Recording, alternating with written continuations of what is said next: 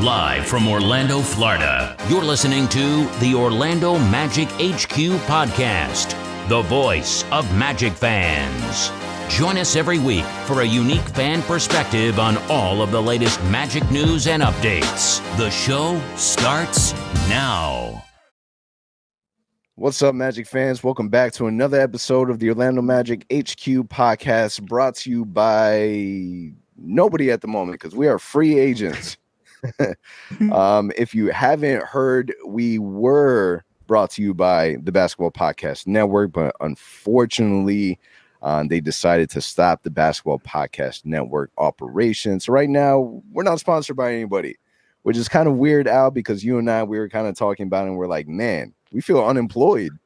Yeah, it's a weird feeling, man. I need to create a brand new intro. We've been doing the same intro now for about 3 years since we started the podcast, and now we got to change it up. But no need to fear. Nothing is changing on the podcast wise. This is really more just kind of maintenance stuff on our end. And we're in talks with another network right now that we're pretty excited about. So news to come in the very, very near future. But kind of moving along.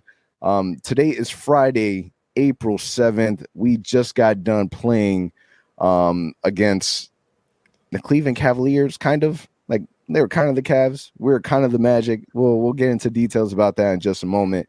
But joining us in today's episode is Luke Scotchy, Orlando Magic HQ writer. Luke, you've been with us for a little while, and just recently, one of the works that you've done was you were able to get a sit down with Michael Carter Williams and do a full blown interview with him, which was perfect timing because Michael Carter Williams was a part of the team, right? But he still hasn't really played just yet. So, we were able to get some insight from him because me personally, as someone that was kind of still following Michael Carter Williams, I saw this man working out hard, trying to get NBA ready and get on the team. But one of the major things I noticed is that my man was still rocking Orlando Magic gear while he was working out. And I'm like, man, there's something there. I don't know what it is, but there's something there. There was even a brief moment where, he joined Dante Markelle in one of the broadcasts. I'm like, there's still some type of connection with the Orlando Magic. Who knows, man? Maybe we bring him on later on. And that's exactly what ended up happening. So real quick, before we start to talk about, the last stretch of the season and some of the other Orlando Magic news, Luke, how is everything? You live in Boston. How's everything going on for you in Boston? And then tell me a little bit about that interview that you did with MTW. Everything is great in Boston. For those of you guys who have not been to Boston for whatever reason, absolutely go. Their sports reigns supreme. You're going to fall in love with baseball. You're going to fall in love with football. Your brain is going to turn into not just the basketball, but the balls of every other sport possible. It is such a cool environment being in there, and being right in the thick of it gives you a new perspective. For those of you who don't know, I am Luke. I am an Orlando native. Happy 407 Day, by the way. But I go to Boston University. I study journalism. And I am temporarily not living in Orlando for that particular reason. But it's great to be here. And I miss home every day. But being in Boston, everything to do, going to Celtics games, watching a crowd that adores this team, thick and thin, reminds me of just how passionate that we are. I think we could be the Celtics of tomorrow. And that's a huge, huge, huge thing. Boston's obviously different from Orlando. It's actually walkable, and there's actually public transportation. That's right. But there's nothing like being home. And if you're ever here in Boston, any of you listening, hit me up. I'm more than happy to sit down to talk Magic hoops. I was going to say I'm the biggest Magic fan in the city. However, I'd have to fight the Court Cousins for that. And that's not a battle that I want to engage in. Shout out to them. They're great guys. But probably the most avid Magic fan, at least on this campus. So come around, talk to me. I'm right here. Always. And always open. Yeah, Al, you're actually from that area also, so I feel a little left out. I visited Boston for the first time this past year, and definitely a beautiful city. You can tell that there's a collective like agreement with people, right? You either see someone else with a Red Sox shirt, and there's like this weird nod that they do that I've noticed. Kind of like if you're a Jeep owner, you kind of honk at other Jeep owners. It's just like one of those things. Boston's amazing, but just to be clear, you're not a Boston fan, right? We didn't lose you to the Celtics fan base, just to be clear. There's Cool. almost no way that you're gonna lose me. I'm a Magic fan through and through. Like I said before, I am too good of a Magic fan for my own good. Cool. So talk to us about the MCW interview. What were some of your takeaways? What was your sentiment when you were talking to Michael Carter Williams about, him rejoining a team that he's really not too familiar with anymore? It's not like he's playing with the Nicolas and the Evan Fourniers and Aaron Gordon. He's now joining a team that is consistent with the Paolos, the Franz Wagners. It's a completely different team than what he first witnessed, and a different coach as well. He was playing under, Steve Clifford. Now it's not Mr. Clifford. It's Coach Mose. What were some of your takeaways from your discussion with Michael Carter Williams? For sure, I want to emphasize real fast that you're very right. These two teams are drastically different from one another, and Michael will be the first one to tell you that. You mentioned the difference between Steve Clifford and Mose. They are not just two different coaches. They are two different people as well. Cliff is very old school. Mose is very like in your face in a good way. Almost like supportive to his own good, to his own detriment in a way, and is a very, very great guy as well as a very forward-thinking coach. They're two very, very different things with very, very different philosophies. With Mose being more of a size-oriented coach, and Steve Clifford being more of a defensive mind, as we're seeing with the Charlotte Hornets right now. But it's a very drastic change, especially for a player who has not touched the court in 2 years. But that never stopped him from reaching his goal again, and that was the big takeaway. He's wanted this more than anything. His family wanted to see him back on the court for his mental health and for the sake of just his life. And he made that a very big personal goal. You alluded to it earlier before, Ant, but a couple things that I'd like to clarify, things that are that I took away from the interview that I think a lot of debate has been focused on, two in particular. Number one, as far as I'm concerned, the way that I interpreted his answers, Michael Carter Williams was just a free agent. There was no hidden, hey, so we're going to cut you and you're going to come back up and we're going to do this all hush-hush thing. And you're secretly a part of the team, but you're not a part of the team, if you know what I'm saying. I saw a couple debate on that. And despite that not being legal, in my opinion, that's not something that the Magic are interested in like doing anyway, keeping things that secret, and especially holding a guy under the bus like that. Michael Carter Williams was a free agent. His priority was getting back to the court. Everything that he did related to the Magic, whether it was go on Markatelli's podcast, whether that was wearing Magic shirts to workouts, whether that was talking to young guys, etc. All of that was through his own volition. This was no like hidden contracting. This was no there was no tomfoolery about you're secretly part of the thing. And even then, it wasn't a guarantee that he'd be back. And I understand that, like, I think that the timing, or like the fact that he wore those shirts and the fact that he last week for the Magic kind of raises a bit of eyebrows when seeing that he signed with the Magic again, despite not playing for 2 years. Signing with the Magic was not like this hidden 2-year-long agreement, get your ankle back up and we're ready to go. It was really for lack of a better phrasing, but it was the basketball equivalent of getting a, hey, you up text late at night. But It's a good analogy. and I mean that in the best way possible, because both Michael and the Magic wanted a reunion very, very badly.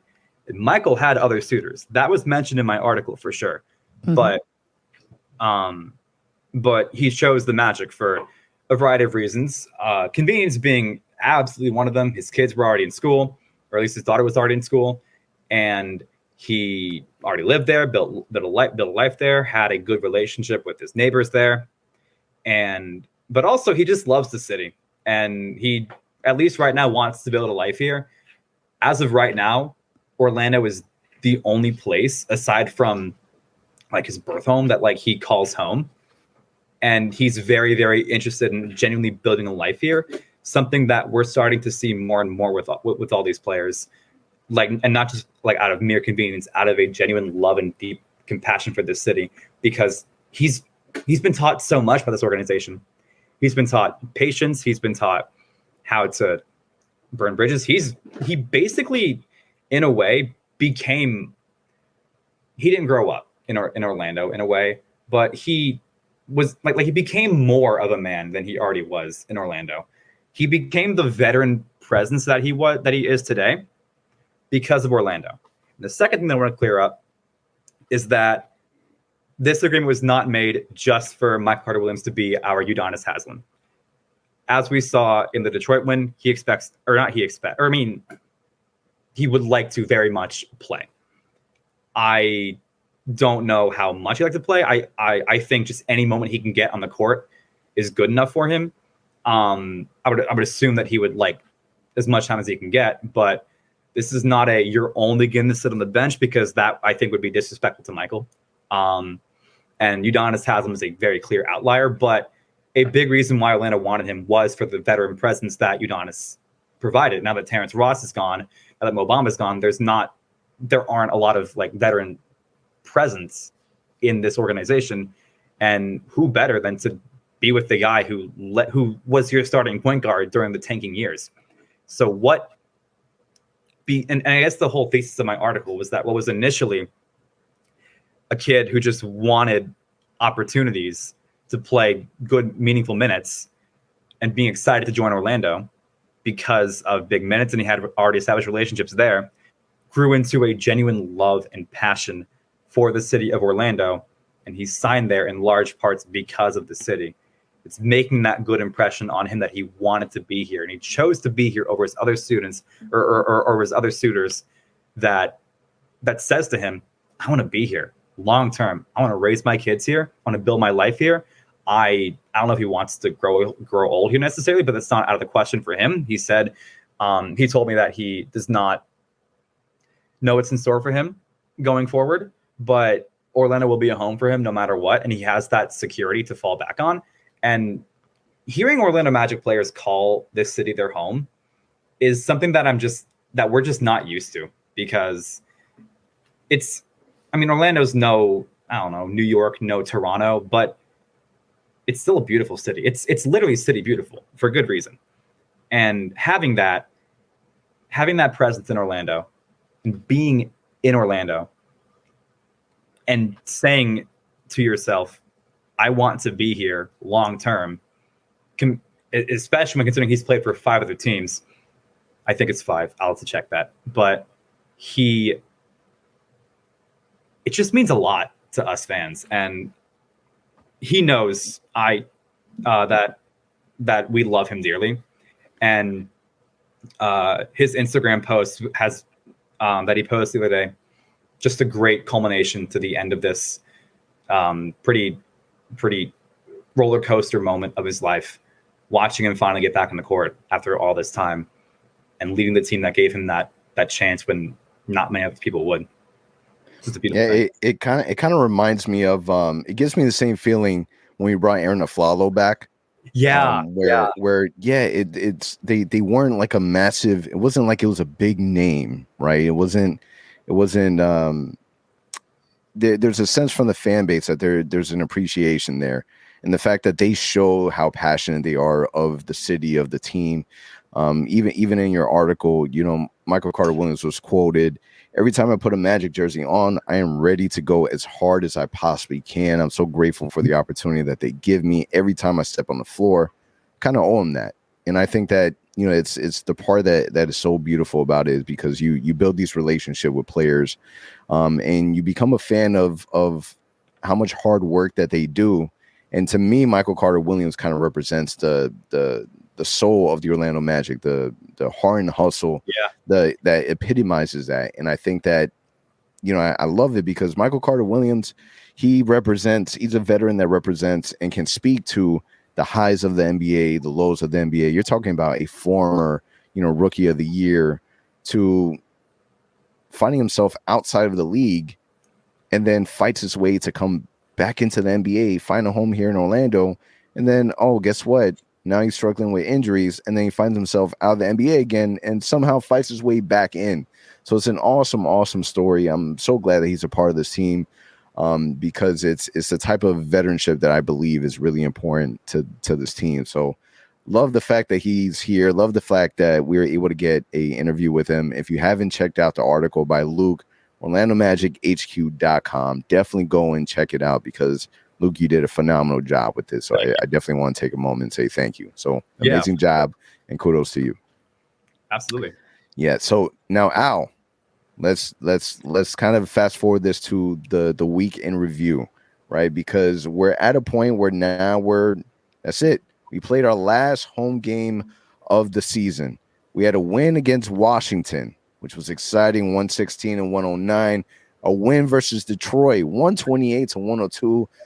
It wasn't even really a win. It was more of a beatdown. It was probably one of the most well-executed game from the Orlando Magic, where they were able to show their dominance. And then a loss against the Cleveland Cavaliers, 117-113. Listen, we found out that we're eliminated from playoff contention. It is what it is. And then, you know, we get a report today that, you know, hey, let's grab the whole entire starting lineup and let's put them on the injury report. Let's not play them, right?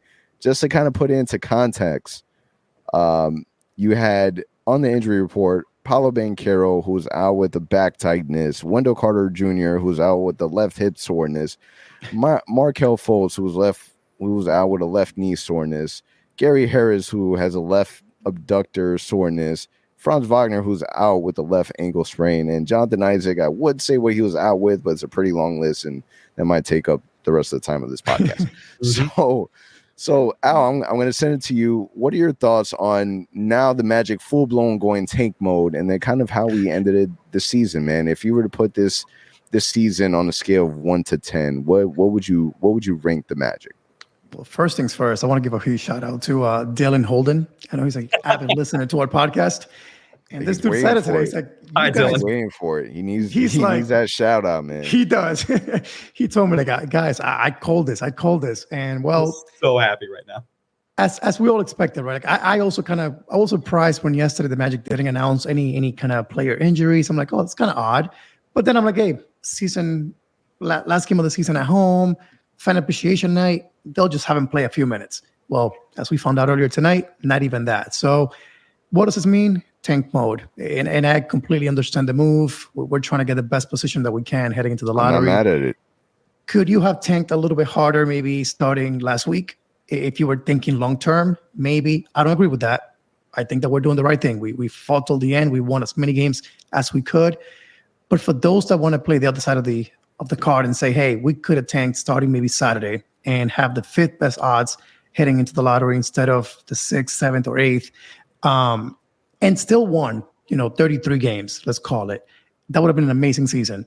That would have been a 10 to me. But the fact that we are going to probably end up 7th, 6th heading into the lottery, which, hey, we can still jump up to the top 4, doesn't mean anything.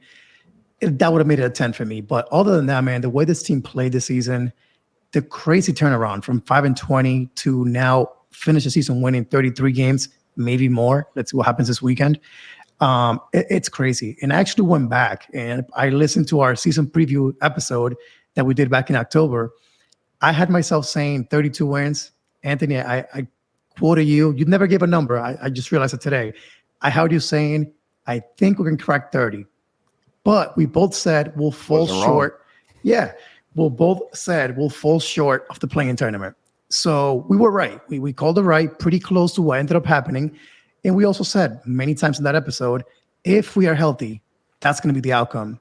The crazy part is we were not healthy for the first 25 games, and we still met all those objectives. So in my opinion, yes, I would have loved to make the play-in. That would have been incredible. But at the end of the day, man, this team took a major leap. And we were talking about this before we went on air here. The best outcome. This is my last time going to Amway thinking we're going to lose tonight or we're not making the playoffs this season. I really, really believe that. And for that reason, man, this season was a huge success in my mind. So 9.8 for me. Yeah, I mean, listen, round of applause for everyone that's been following the Magic during this time period. It's been a very long drought. Even the 2 seasons that we've had where we were led by Nikola and DJ Augustine, Evan Fournier, and Aaron Gordon. We made it to the playoffs and got eliminated in the first round. This has been a long stretch since, the good old days with Dwight Howard and us fighting in and being respected in the NBA and making deep playoff runs. I feel like we're at the point where you're right, man. You're walking out of the season and you're knowing that next season it's game time. We're gonna make noise. We're gonna make a run. We have so much to look forward to. You're talking about a sophomore season of Paolo Banchero. You're talking about a third year of Franz Wagner. You're talking about another, hopefully a super healthy offseason for Markelle Fultz and Jalen Suggs. Dylan, shout out to you for being the governor of Jalen Suggs Island, man. I want to make sure that it is out there that my man stuck with Jalen Suggs through thick and thin throughout the whole entire season. People are talking bad about Jalen Suggs, and my man was there standing strong and making sure that he was representing for Jalen Suggs. So shout out to you real quick. But man, next season is going to be super, super exciting because now there's no excuses. There's no looking back, right? We made such a big jump from our 22-win season last year to where we're at now. And I think that is just a testament to what we've been able to create, what we've been able to develop. Coach Most as well. For him to be plus 12 from last season to this season, his second year as an NBA coach, whether you disagree or agree with everything that he's done, that's on you. But for him to get the buy-in from the team, because if we were to use an example, right, of the Houston Rockets, for example, and we look at a young coach like Silas, their fan base hates that head coach, and for whatever reason, I don't follow them like that, so I can't give you any details. But things can be way worse than what they are, right? Coach Mose has the buy-in. Coach Mose has everyone playing together. They're a fun group to watch. They love one another. They love the head coach. They have the respect, the attention, and I love what we're creating. And I feel like, all right, this is going to be the last season where we don't make the fight, the play-in. I respect the Magic that they did everything they could, even if it was a small chance that they were going to make the play-in. They fought and played every game with as much will and power as they could. And the minute that they lost it, all right, cool. I am not shocked. I am not surprised. I am happy that they shut down the starting 5. I'm glad that they did that. I give this season a solid 8, man. I would give it a solid 8 for the season. Health-wise, it really hurt us, but solid 8. What about you, Luke? What would you grade this season? Yeah, I'd say somewhere along 8 to 8.5 as well, because I mean, yeah, the day would come. We knew that at some point, as our plan chances began to look slimmer and slimmer and slimmer. I mean, we knew at some point that Jeff Weltman would bring out our entire core, line them up one by one, and then individually take to their bodies with the biggest sledgehammer he could find and fill up that beautiful, juicy, wonderful injury list that he's loved for the past 2 years or so. But the fact that we had to wait until the third to last game of the season, especially after that god-awful, 520 start we had to begin the season, absolutely amazing considering where we were literally last year, getting Sadiq. Remember Sadiq Bey dropping 50 points on us and thinking it's going to be a long road from here. And yeah, this is going to be a long road, but it's a little bit shorter than I thought it would be. next stop is playoffs. And for the first time in a long, long time, I have very, very, very high expectations for this team. And I also want to shout out Dylan Holden for the sake of just that poor guy's had a very, very fun roller coaster of a past 2 weeks on Twitter. So I hope he is very, very happy right now that the Magic are finally tanking, and Jalen Suggs is basically Jesus, as Dylan proclaims him. Yeah, they had to shut him down in Cleveland. He was playing too good. Yeah, he was. Exactly, yeah. I'm just wondering here, how does Dante feel about this tanking move? Going back to Dylan's situation on Twitter. No, I know what you're So now let me ask you, because man, we've been seeing some great development. One player in particular is Markelle Fultz, who, as we know, missed a lot of the beginning of the season due to a toe injury. I still can't believe that happened. It drives me crazy to hear that he missed so much basketball because he stubbed his toe. That drives me crazy. Okay, anyways. So 14.2 points per game, 5.8 assists per game, 4 rebounds, 1.5 steals is his season stats. And just in the last 5 games, we're looking at 16 points per game, 6.4 assists per game. So he's been balling out, man. He plays with the sense of calmness and chaos that I absolutely love. And when I mean chaos, I mean this dude is slithery. Somehow he makes certain things happen. He is by far, in my opinion, one of the most unique players in the NBA. One of his big highlights they had this last game was a full-blown fast break windmill slam that, you don't expect, but yet you do expect it. Like, Markelle is a special player. Just recently on the Orlando Sentinel, they were talking about how he says that he's in a different headspace now than he was before mentally. And it shows, man. He looks like he's having fun. He looks like he loves playing with this team and playing in Orlando. And I just can't see how people can't view him and say that this is the future point guard of the Orlando Magic for the next 5, 6, 7, whatever years. I think that he is easily, we can talk about Paolo, we can talk about Franz, we can talk about draft picks this year, but he is easily the most important player on this team. And we have such a large sample size of what we look like without him compared to what we look like with him. Completely different basketball team. We're dangerous with him leading this team. But, after coming back from a torn ACL, a toe injury, what would you, how would you consider, Luke, his season this year? Has he proven enough already to be penciled in as your starting point guard for the foreseeable future? Like, I'm talking about like free agency, trading. I know there's already talks about Fred VanVleet. There's been a lot of talks from outsourced media saying that the Magic should go after him in the offseason. But is Markelle your guy? Are you looking elsewhere? Are you happy what he's brought on? What are your thoughts on Markelle? Yes, starting point guard is an understatement for the foreseeable future. I feel strongly about this take based on my experience with talking to people who have more knowledge on the team than I do, and just by watching the game, that you are absolutely correct. Markelle Fultz is, without a shadow of a doubt, the most important player on this team. You see it on the court. The entire offense exists through him. We saw it on the record books. We saw how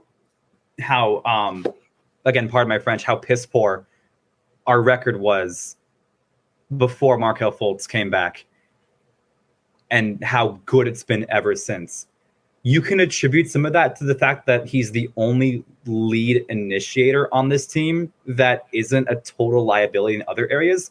Sure, but he does it so well.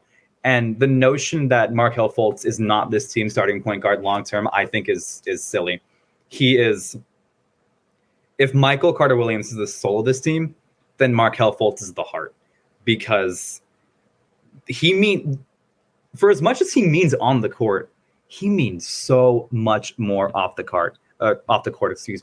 In my conversations with Michael, the only player that I can think of he mentioned by name was Markelle.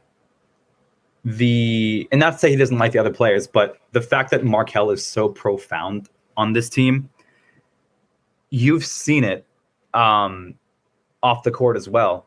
The way Markelle has this gigantic impact on his team, his players, the fans, even how like.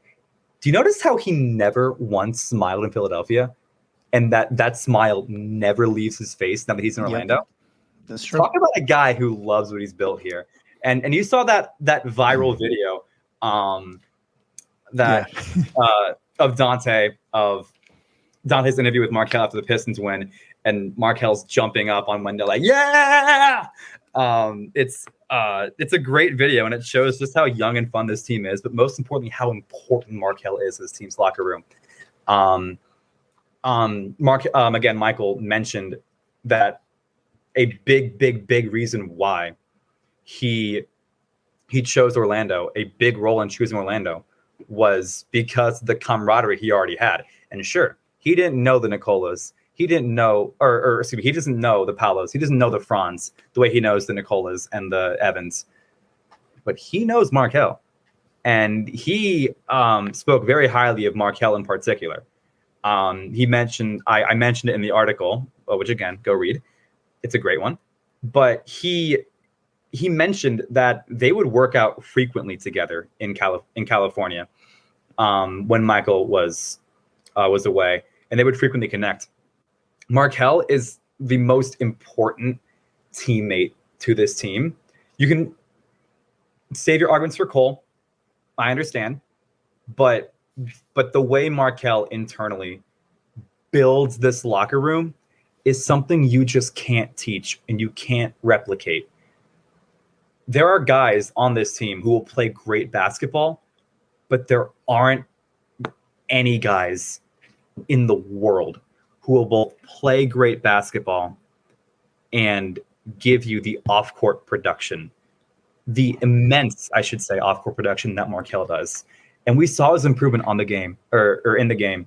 He tore it up the last few games. He was unstoppable, for real, causing people to go, maybe he's not a bigger bust than the Anthony Bennett's or the Kwame Browns of the world. Things that, should be common sense. But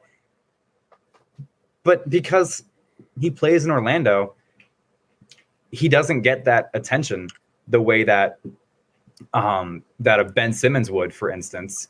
Ben Simmons, who's gotten a lot more slack cut for him, who's been treated a lot nicer, maybe not as of recently, but throughout the course of his career than Markelle does, even though they're both at this stage in their careers very similar in productivity. But the way that Markelle Fultz has quietly changed this Magic team by himself is a huge part in why this team has been so good as of recently. In fact, I would argue that it's the biggest reason why. He's helping to buy these guys in. He's helping to acclimate these guys. He's one of the veterans. He's been here since 2018, I think it was 2019, I think 19, yeah. 19, yeah. He's seen his entire team basically just like get axed, and he's more than buying into this new team. That is not something that you go, yeah, Fred VanVleet though. You don't do that. You don't do that to the heart and soul of your team. If there's one thing you got to learn from this past season, it's that Markelle Fultz is, without a shadow of a doubt, untouchable and should be on that same tier with Paolo and Franz. Maybe not for his on-court stuff, even though I would argue that, but definitely for how much he brings to the locker room and what he's done for this organization from a cultural and a morale standpoint. Yeah, and I kind of see Markelle as a glue of it all. Like I feel like he's the one consistent piece that kind of holds everything together. And I think that if in some strange world something were to happen and we decided to go elsewhere, which I don't believe is going to happen, doesn't even cross my mind. But if it did, I think that it would really, really hurt the development of what we've been able to create. And just a crazy stat courtesy of Luke Jalil on Twitter, who said, a reminder that Markelle Fultz has only played 5,000 career minutes, and that's only 1 minute more than Franz Wagner, for reference. Crazy. My man has only played 1 minute more than a sophomore Franz Wagner, which is absolutely insane. Because again, we're going to look at another player that hopefully doesn't stub his toe or have some type of weird injury in the offseason. But you're looking at a player that has already shown that this is the best Markelle Fultz that we've ever seen. There's been development. Al, you and I, we were talking about how he did some crazy step back and from the 3-point line, and the shot looked beautiful. Like it looked like college Markelle Fultz. Tell me a little bit about what you saw from Markelle as of late, and I know that you were super impressed with just how his shooting form, like out of nowhere, it changed slightly. Yes, I mean we've seen it from mid-range, right? We've seen it time and time again where that shot just looks completely different than the 3-point shot looks. But what made it different was it was against the Pistons. Shot clock winding down. Paolo kind of gives him the ball. He has no time to think. He does a little kind of step back, crossover type of thing, and just lets it fly. But guess what? That 3-point shot looked just like his mid-range shot looks like. And we haven't seen that before. But the best part is he nailed the shot. Like it went in cleanly. And it got us all thinking, like, man, like, can that shot, be something that he adds to his game next season after another summer of being healthy, working on the 3-point shot? But the biggest takeaway for me, man, like if you look at his numbers for the season, so 31% for the season, 44% the last 5 games while taking 2 3-pointers a game, not a crazy amount of threes like, we see other guards in the league today do. But this is Markelle Fultz, guys. This dude could not shoot a free throw a few years ago. Now he's nailing shots from mid-range time and time again, 59% from the field the last 5 games, 51 for the season. Like this dude is just reliable from the mid-range. And we're seeing that kind of slowly become a norm for him from 3-point range as well. And to your point, Anthony, you combine that with his crazy highlights. Like it's a highlight per night now for him. It's the windmill, it's a putback, it's a dunk on someone. This is a dude who tore his ACL less than 24 months ago. And here we are. So imagine, give this guy now 6 more months to get ready.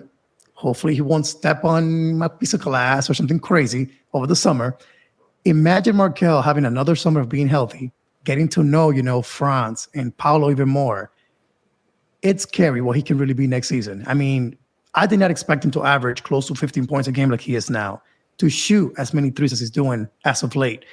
But it's beautiful to see. You got Ben Simmons in Brooklyn who cannot shoot a mid-range, let alone a 3-point shot. So I don't know what happened in Philly, and those guys, they mess up guards left and right over there.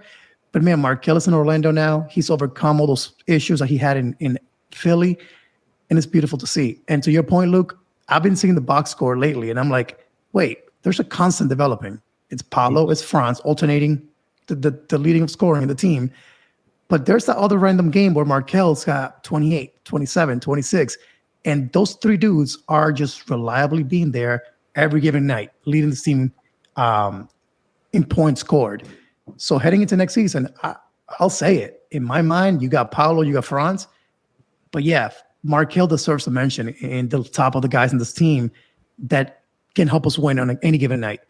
And don't forget, too, before he got hurt, the ACL, what happened to the Magic? We made the playoffs with him leading the way. He came back this season, and what did we do? 29-26 record, which would have been good for at least a 7th, 6th seed in the East. So there's a trend developing. If Markelle can stay healthy, the outlook of this team just changes completely. I don't know who allowed the Orlando Magic to get a number 1 pick in Paolo Banchero, get another number 1 pick in Markelle Fultz, and I consider Franz Wagner another number 1 pick because, in my opinion, he is easily the best player in his class. And that's me being biased, and then that's also me just stating facts. He is the best player in his class. The Magic have such a dangerous recipe right now to be able to make a lot of noise, and it's being held by a player who has been through the ringer in Philadelphia, and for him to be able to find a home the way that he has in Orlando is such a feel-good story. And I really hope that at one point in time, like, Markelle Fultz deserves like his own damn documentary, and his documentary is going to be absolutely ridiculous because it's still revenge, in my opinion, for Markelle Fultz. There's so many people that doubted him just from a national media standpoint. Like, you can go on YouTube right now and you can have the Stephen A. Smiths talking really bad about Markelle Fultz and a lot of the other like head names, and not bad in the sense where they're calling him a bad kid, but they're just kind of like, we're giving up on you already. And it's tough, but again, it's a full circle moment because he is just doing amazing with us, and I look forward to being able to see kind of how that story continues, and that all starts with this offseason. And another player that kind of stands out is Cole Anthony. Cole Anthony had a pretty rough start this season. It's been like a wave of highs and lows, in my opinion, with Cole Anthony, but since the All-Star break, he's been playing really, really good basketball. And let's be honest, when it comes to the second unit, we're relying on Cole Anthony. We're relying on Jalen Suggs. But Cole Anthony, when he's having a solid game, we are successful. And I think that, Cole Anthony is such a major piece for us. God forbid something were to happen to Markelle Fultz, knock on wood, not jinxing it. There's a lot of weight that we're going to put on Cole Anthony to hold the fort down until Markelle Fultz comes back. And that's such an important aspect. But, real quick, Cole Anthony, your final thoughts on what he's been able to do this season, kind of turn things around. Al? I mean, you've said it best. After the All-Star break, he just simply, in my mind, accepted his role. That's what really changed. He understood his role. He's off the bench. He's going to be, honestly, have the green light when he's in the game. And not for nothing, I think he finally understood, I don't need to be, mentioned in the starting lineup in order to have an impact on this team. He is playing 30 minutes a night, 32 minutes a night. And he is there when the game's on the line, in the fourth quarter. If we're making a run, most of the time, he's involved in that run. And not for nothing, man, his effort defensively has been so much better as of late as well. So it's not only the shot making that he's finally getting done consistently, but his effort on the defensive end is so much better as well. And to your point, he is a need for this team if we want to be successful. So heading into next season, in my opinion, he's going to be a key component. Off the bench, you don't have many guys in the league that can play the role that he is playing.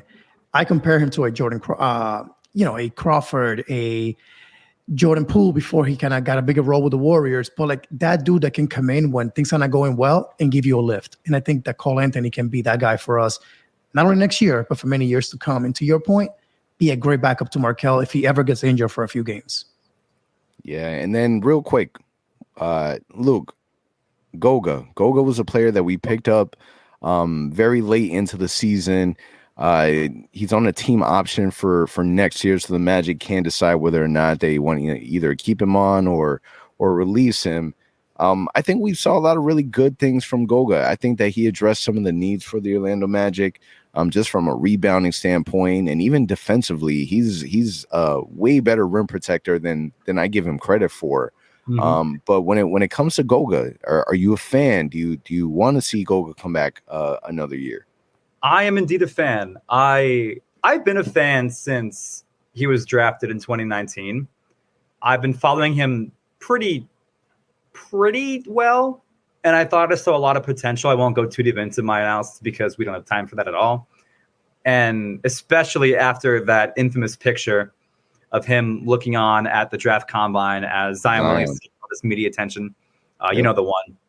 Maybe want to root for him more, but he'd been buried in Indiana's depth chart for however long. And I saw the signing on my phone and I perked up because I thought it was a great fit for us, especially after losing Mo Bamba to the Lakers. And he's everything that I think you could have ever asked for in a borderline like tweener second string, third string big. I think he's more than worthy of being brought back. I think he's another solid veteran piece of this team. You've seen him chirping at guys like I think I remember a game where he was chirping at Bol, and that's that veteran leadership that we need because we don't like have guys that are like experienced enough.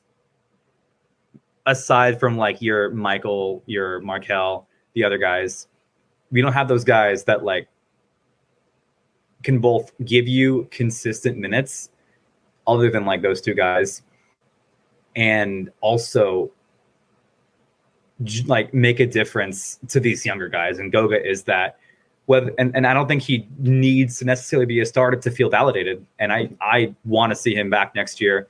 I I can't wait for that to happen, because I think that John and Jeff found a gem, like they usually do. Yeah, and with only 2 games remaining in the season, we got tonight against Brooklyn and then Sunday against Miami, and then that's it, man. The season, it's over.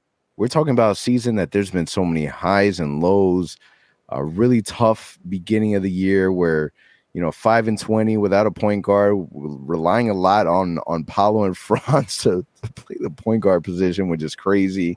The return of Jonathan Isaac just for it to be cut short with, another injury, the rise and fall of Cole Anthony, the rise and fall of Jalen Suggs. I can't believe that there's even a debate for Rookie of the Year. It's driving me absolutely nuts. I still can't believe that this is a thing on nationally. I can't believe collectively the national media, they're all deciding to have this conversation. It's ridiculous. But man, there's a lot of great things that have happened this season. The Magic have really, really stepped it up, and the Magic are on the right direction. A lot of questions that will be answered extremely soon. One of which is, what should the Orlando Magic do with their 2 picks? And if this pick is going to convey from Chicago, where are those picks going to end? Where are we going to be landing? Magic got a lot of money in free agency. What do the Magic decide to do with all that money? There's a lot of different things. Will Jonathan Isaac be ready by training camp? Like, there's so many different things that are going to be such a big part of what tomorrow's Orlando Magic will look like. And we're definitely excited to see what happens, write about what happens, talk about what happens, and we do that all here at Orlando Magic HQ. Luke, man, I appreciate you so much for joining us on this episode. Please do yourself the favor, go on OrlandoMagicHQ.com, read Luke's work, read Jay's work, read Kieran's work. Our team is great, and they put in a lot of effort to be able to bring you guys great content. Do the right thing, read their stuff, comment, give us feedback, because we love hearing from you guys. And yeah, absolutely. We put in so much hard work, because our content is by Magic fans for Magic fans. Talk to us if there's anything you want to see. My DMs are always open at LScotchy34 on Twitter. I am always open to talk hoops. I'm always open if there's anything you want to see from us, and we'll get that to you, because we want to give you the best content possible. And honestly, I've written profiles and features and stuff like that before. Genuinely speaking, when I say that my Carter Williams feature was the best thing that I've ever put out. So much hard work, blood and sweat and tears came into that, and the outpouring of love and support has just been very overwhelming in a very, very good way. And I cannot thank all of you guys enough for that. And if you haven't read the article, first, what's wrong with you? Second, go do that. You will have your life changed. You will. I can promise you, you're gonna love Mike Carter Williams by the time you're done reading it, because that man is a trooper. He is hustle, and he is an all-around great guy that deserves all the support in the world for the absolute hell that he's been going through. So give it a read. This is my home now. Is the title of the article, at least the first part of it. But go right ahead and do yourselves a favor. After this podcast is done, read. It is a great article, and we'd love to have your feedback on it. Agreed and co-signed. On that note, it's a wrap. Thank you for listening to Orlando Magic HQ podcast, part of the No Network at the moment. We'll catch you guys next week. For all the latest Magic news and updates, visit OrlandoMagicHQ.com and follow us on Instagram at Orlando Magic HQ and on Twitter at OMagicHQ. Also, remember to subscribe to our YouTube channel and subscribe and leave a 5-star review on your favorite listening platform.